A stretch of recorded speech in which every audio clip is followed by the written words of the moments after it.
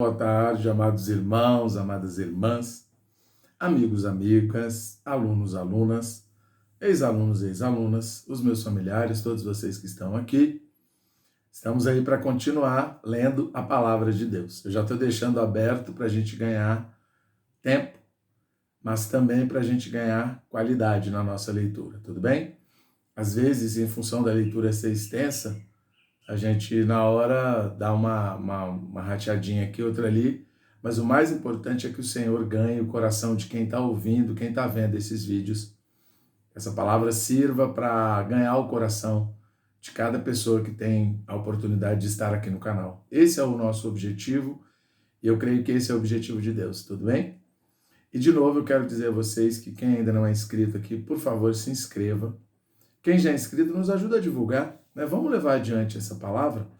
A gente às vezes vê tanta coisa nos canais por aí, não estou dizendo, criticando, mas aqui a gente só quer ler a palavra de Deus, tá bom? Esse é o nosso objetivo. Não queremos comentar, não queremos colocar nada além do que está aqui. E a gente está lendo aqui a edição revista e atualizada João Ferreira de Almeida, tá bom? Que é uma versão bem conhecida, uma versão bem séria da palavra de Deus aqui no Brasil, né? Tudo bem? Vamos ler aí Êxodo 27, 28 e Marcos 5. Já deixei bem marcadinho hoje, tá bom? Como sempre eu falo sequencialmente. Tá joia? Farás também o altar de madeira de acácia de 5 côvados, será o seu comprimento, e de 5 a largura. Será quadrado o altar, e de 3 côvados a altura. Dos 4 cantos farás levantar-se 4 chifres, os quais formarão uma só peça como altar, e o cobrirás de bronze. Far-lhe-ás também recipientes para recolher a sua cinza, e pás e bacias, e garfos, e braseiros. Todos esses utensílios farás de bronze. Far-lhe-ás também uma grelha de bronze em forma de rede, a qual farás 4 argolas de metal nos seus 4 cantos, e as porás dentro do rebordo do altar para baixo, de maneira que a rede chegue até o meio do altar. Farás também varais para o altar, varais de madeira de acácia, e os cobrirás de bronze. Os varais se meterão nas argolas de um e de outro lado do altar, quando for levado oco, e de tábuas o farás, como se te mostrou no monte. Assim o farão. Assim o farão. Farás também o átrio do tabernáculo ao lado meridional, que dá para o sul. O átrio terá cortinas de linho fino retorcido. O comprimento de cada lado será de 100 côvados. Também as suas 20 colunas e as suas 20 bases serão de bronze, os ganchos das colunas e as suas vergas serão de prata. De igual modo, para o lado norte, ao comprido, haverá cortinas de 100 côvados de comprimento, e as suas 20 colunas e as suas 20 bases serão de bronze. Os ganchos das colunas e as suas vergas serão de prata. Na largura do átrio, para o lado do ocidente, haverá cortinas de 50 côvados. As colunas serão 10 e as suas bases 10. A largura do átrio do lado oriental, para o levante, será de 50 côvados.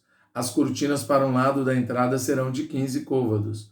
As suas colunas serão 3 e as duas bases 3. Para o outro lado da entrada, haverá cortinas de 15 côvados, as suas colunas serão 3 e as suas bases 3. À porta do átrio haverá um reposteiro de 20 côvados de estofo azul, e púrpura, e carmesim, e linho fino retorcido, obra de bordador. As suas colunas serão 4 e as suas bases 4. Todas as colunas ao redor do átrio serão cingidas de vergas de prata. Os seus ganchos serão de prata, mas as suas bases de bronze.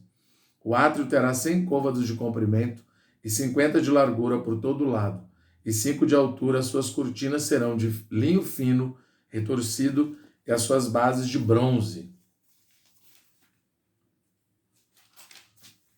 Todos os utensílios do tabernáculo, em todo o seu serviço, e todas as suas estacas e todas as estacas do átrio serão de bronze. Ordenarás aos filhos de Israel que te tragam azeite puro de oliveira, batido para o candelabro, para que haja lâmpada acesa continuamente. Na tenda da congregação, fora do véu que está diante do tabernáculo, Arão e seus filhos a conservarão em ordem, desde a tarde até pela manhã, perante o Senhor. Estatuto perpétuo será este a favor dos filhos de Israel pelas suas gerações. Faze também vir para junto de ti Arão teu irmão e seus filhos, com ele, dentre os filhos de Israel, para me oficiarem como sacerdotes, a saber, Arão e seus filhos Nadab, Abiú, Eleazar e Itamar. Farás vestes sagradas para Arão teu irmão, para glória e ornamento. Falarás também a todos os homens hábeis a quem enchi do espírito de sabedoria, que façam vestes para Arão para consagrá-lo, para que me ministre o ofício sacerdotal. Às vezes, pois, que farão são estas: um peitoral, as vestes, pois, que farão são estas: um peitoral, uma estola sacerdotal, uma sobrepeliz, uma túnica bordada, mitra e cinto. Farão vestes sagradas para Arão teu irmão e para seus filhos, para me oficiarem como sacerdotes. Tomarão ouro, estofa azul, púrpura, carmesim e linho fino, e farão a estola sacerdotal de ouro, estofa azul e púrpura, e carmesim e linho fino retorcido, obra esmerada. Terá 2 ombreiras que se unam às suas 2 extremidades, e assim se unirá. E o cinto de obra esmerada que está sobre a estola sacerdotal será de obra igual da mesma obra de ouro, estofa azul, púrpura e carmesim, e linho fino retorcido. Tomarás 2 pedras de ônix e gravarás nelas os nomes dos filhos de Israel.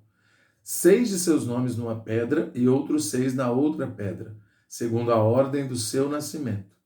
Conforme a obra de lapidador, como lavores de sinete, gravarás as 2 pedras com os nomes dos filhos de Israel. Engastadas ao redor de ouro as farás. E porás as 2 pedras nas ombreiras da estola sacerdotal, por pedras de memória aos filhos de Israel. E Arão levará os seus nomes sobre ambos os seus ombros, para a memória diante do Senhor. Farás também engastes de ouro, e 2 correntes de ouro puro, obras de fieira as farás, e as correntes de fieira prenderás nos engastes. Farás também o peitoral do juízo de obra esmerada, conforme a obra da estola sacerdotal farás, de ouro e estofa azul, e púrpura e carmesim, e linho fino retorcido os farás. Quadrado e duplo será de 1 palmo o seu comprimento, de 1 palmo a sua largura. Colocarás nele engaste de pedras, com 4 ordens de pedras, e ordem de sárdio, topázio, carbúnculo será a primeira ordem. A segunda ordem será de esmeralda, safira e diamante. A terceira ordem será de jacinto, ágata e ametista. E a 4ª ordem será de berilo, ônix e jaspe. Elas serão guarnecidas de ouro nos seus engastes. As pedras serão conforme os nomes dos filhos de Israel, 12 segundo os seus nomes, serão esculpidas como sinetes, cada um com seu nome para as 12 tribos. Para o peitoral farás correntes como cordas de obra trançada de ouro puro. Também farás para o peitoral 2 argolas de ouro, e porás as 2 argolas nas extremidades do peitoral. Então, meterás as 2 correntes de ouro nas 2 argolas, nas extremidades do peitoral. As 2 pontas das correntes prenderás nos 2 engastes, e as porás nas ombreiras da estola sacerdotal, na frente dele. Farás também 2 argolas de ouro, e as porás nas 2 extremidades do peitoral, na sua orla interior, junto à orla, a estola sacerdotal. Farás também 2 argolas de ouro, e as porás nas 2 ombreiras da estola sacerdotal, abaixo, na frente dele, perto das suas junturas, sobre o cinto de obra esmerada da estola sacerdotal. E ligarão o peitoral com as suas argolas, as argolas da estola sacerdotal por cima, com uma fita azul para que esteja sobre o cinto da estola sacerdotal, e nunca o peitoral se separará da estola sacerdotal. Assim, Arão levará os nomes dos filhos de Israel no peitoral do juízo sobre o seu coração, quando entrar no santuário para a memória diante do Senhor, continuamente. Também porás no peitoral do juízo o Urim e o Tumim, para que estejam sobre o coração de Arão, para, quando entrar perante o Senhor, assim, Arão levará o juízo dos filhos de Israel sobre o seu coração diante do Senhor, continuamente. Farás também a sobrepeliz da estola sacerdotal, toda de estofo azul. No meio dela haverá uma abertura para a cabeça, será debruçada essa abertura com a abertura de uma saia de malha, para que não se rompa. Em toda a orla da sobrepeliz farás romãs de estofo azul e púrpura e carmesim, e campainhas de ouro no meio delas. Haverá em toda a orla da sobrepeliz uma campainha de ouro e uma romã, outra campainha de ouro e outra romã. Esta sobrepeliz estará sobre Arão quando ministrar, para que se ouça o seu sonido quando entrar no santuário diante do Senhor, e quando sair, e isso para que não morra. Farás também uma lâmina de ouro puro, e nela gravarás a maneira de gravuras de sinete, santidade ao Senhor. Atá-la-ás com um cordão de estofo azul, de maneira que esteja na mitra, bem na frente da mitra estará. E estará sobre a testa de Arão, para que Arão leve a iniquidade concernente às coisas santas, que os filhos de Israel consagrarem em todas as ofertas de suas coisas santas. Sempre estará sobre a testa de Arão, para que eles sejam aceitos perante o Senhor. Tecerás quadriculada a túnica de linho fino, e farás uma mitra de linho fino e um cinto de obra de bordador. Para os filhos de Arão farás túnicas, e cintos e tiaras, fá-lo-ás para glória e ornamento. E com isso vestirás Arão teu irmão, bem como seus filhos, e os ungirás, e consagrarás e santificarás para que me oficiem como sacerdote. Faz-lhe também calções de linho para cobrirem a pele nua, irão da cintura às coxas, e estarão sobre Arão e sobre seus filhos, quando entrarem na tenda da congregação, ou quando se chegarem ao altar para ministrar no santuário, para que não levem iniquidade e morram. Isto será estatuto perpétuo para ele e para a sua posteridade depois dele. E agora vamos ler Marcos 5, tá bom? Entremente chegaram à outra margem do mar, a terra dos Gerazenos. Ao desembarcar, logo veio dos sepulcros ao seu encontro um homem possesso de espírito imundo, o qual vivia nos sepulcros, e nem mesmo com cadeias alguém podia prendê-lo, porque tendo sido muitas vezes preso com grilhões e cadeias, as cadeias foram quebradas por ele, e os grilhões despedaçados, e ninguém podia subjugá-lo. Andava sempre de noite e de dia, clamando por entre os sepulcros e pelos montes, ferindo-se com pedras.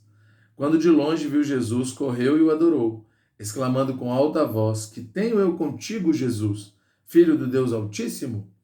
Conjuro-te por Deus que não me atormentes, porque Jesus lhe dissera: Espírito imundo, sai deste homem. E perguntou-lhe: Qual é o teu nome? Respondeu ele: Legião é o meu nome, porque somos muitos. E rogou-lhe encarecidamente que os não mandasse para fora do país. Ora, pastava-lhe pelo monte uma grande manada de porcos. E os espíritos imundos rogaram a Jesus, dizendo: Manda-nos para os porcos, para que entremos neles. Jesus o permitiu.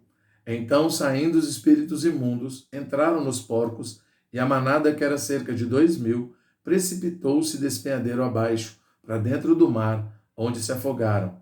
Os porqueiros fugiram e o anunciaram na cidade e pelos campos. Então saiu o povo para ver o que sucedera. Indo ter com Jesus, viram o endemoniado, o que tivera a legião, assentado, vestido, em perfeito juízo, e temeram. Os que haviam presenciado os fatos contaram-lhes o que acontecera ao endemoniado e acerca dos porcos, e entraram a rogar-lhe que se retirasse da terra deles. Ao entrar Jesus no barco, suplicava-lhe o que fora endemoniado que o deixasse estar com ele. Jesus, porém, não o permitiu, mas ordenou-lhe: Vai para a tua casa, para os teus, anuncia-lhes tudo que o Senhor te fez e como teve compaixão de ti. Então ele foi e começou a proclamar em Decápolis tudo que Jesus lhe fizera, e todos se admiravam. Tendo Jesus voltado no barco para o outro lado, afluiu para ele grande multidão, e ele estava junto do mar. Eis que se chegou a ele um dos principais da sinagoga, chamado Jairo, e vendo-o, prostrou-se aos seus pés. E insistentemente lhe suplicou: Minha filhinha está à morte. Vem, põe as mãos sobre ela, para que seja salva e viverá. Jesus foi com ele. Grande multidão seguia, comprimindo-o. Aconteceu que certa mulher, que havia 12 anos, vinha sofrendo de uma hemorragia, e muito padecera à mão de vários médicos, tendo despendido tudo quanto possuía, sem contudo nada a aproveitar, antes pelo contrário, indo a pior. Tendo ouvido a fama de Jesus, vindo por trás dele, por entre a multidão, tocou-lhe a veste, porque dizia: Se eu apenas lhe tocar as vestes, ficarei curada. E logo se lhe estancou a hemorragia e sentiu no corpo estar curada do seu flagelo.